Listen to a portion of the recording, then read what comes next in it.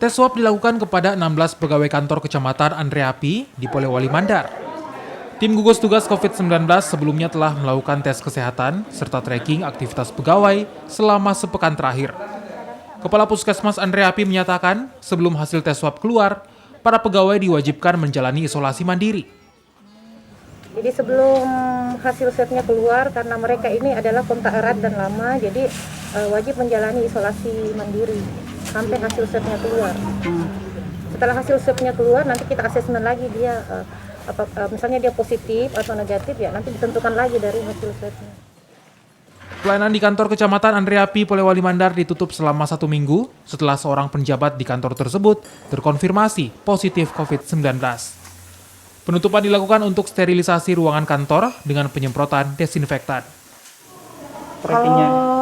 Trackingnya pernah melaksanakan perjalanan ke luar daerah, tapi itu 1 bulan lebih. Jadi kami berasumsi bahwa ini terjadi transmisi lokal. Ya karena beliau dari tracing juga bahwa dia sering menerima tamu dari luar. Mungkin saja kontaknya. Tak hanya kantor kecamatan, Puskesmas Andreapi juga ditutup sementara karena terkait dengan riwayat kontak pasien. Edwin Arwan Pitu, Kompas TV, Polewali Mandar, Sulawesi Barat.